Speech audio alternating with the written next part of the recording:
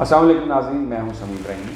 آج عید کا دوسرا دن ہے، ابھی بھی قربانی ہو رہی ہے، لوگ اچھے اچھے کھانے کھا رہے ہیں، لیکن ہم سب لوگ کشمیر کے دکھ درد میں شریک ہیں۔ اس وجہ سے انتہائی سادگی سے لوگوں نے عید نماز ادا کی اور بہت سادگی سے یہ سارا معاملہ چل رہا ہے اور ایسے چلنا بھی چاہیے۔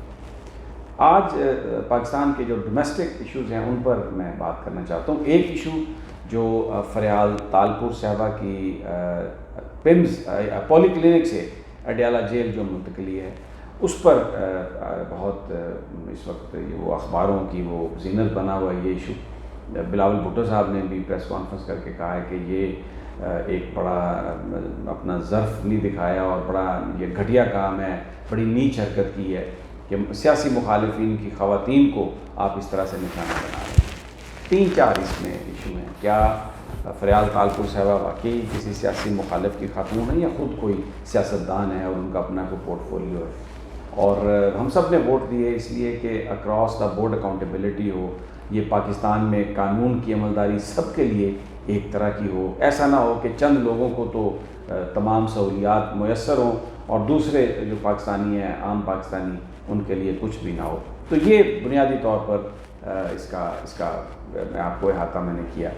سب سے پہلی تو بات یہ ہے کہ جو فریال تالپور صاحبہ ہیں وہ کسی سیاسی مخالف کی کوئی خاتون نہیں ہے، یعنی کہ صرف رشتہ داری کی وجہ سے ان پر نہیں ہے کچھ مقدمے۔ وہ خود ایک سیاستدان رہی ہیں، عملی سیاست کر رہی ہیں، پیپلز پارٹی کو، خواتین کے ونگ کو وہ لیڈ کر رہی ہیں۔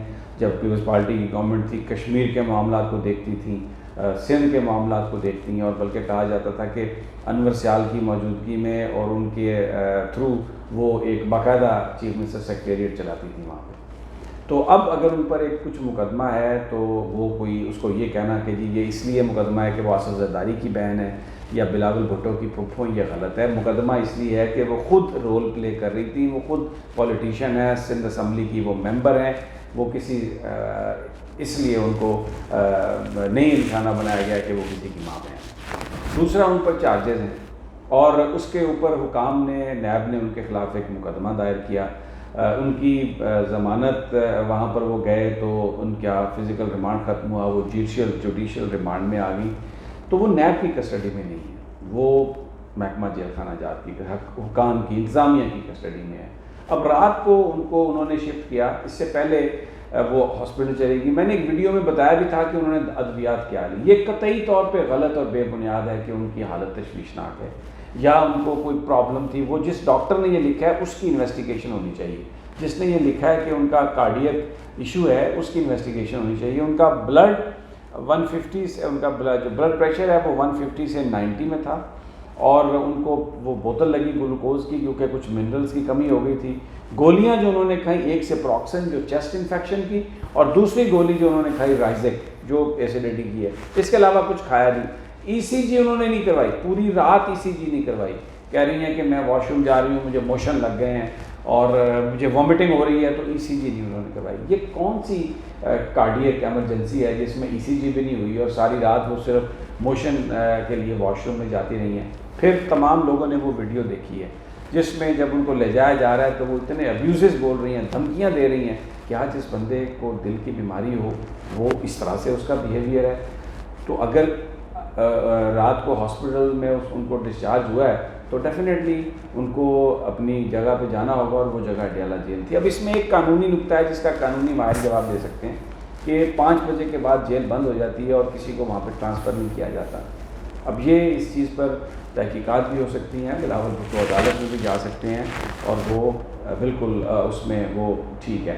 اصولی طور پر ان کی بات یہ درست لگتی ہے، ایک یعنی یہ جنرلی، میں اس کیس میں نہیں کہہ رہا کہ کسی بھی سیاسی مخالف کی کسی عورت کو اب نشانہ نہیں بنانا چاہیے، یہ ہم سب اس کو مانتے ہیں۔ کسی مرد کو بھی نہیں نشانہ بنانا چاہیے سیاسی انتقام کا، یہ اپنی جگہ پہ ہے، لیکن جنہوں نے عملی سیاست کی ہے، جن پر چارجز ہیں، اگر ان کو گرفتار کیا جاتا ہے تو ملک میں عدالتیں موجود ہیں، وہ وہاں پر جائیں اور اپنے لیے ریلیف لے لیں۔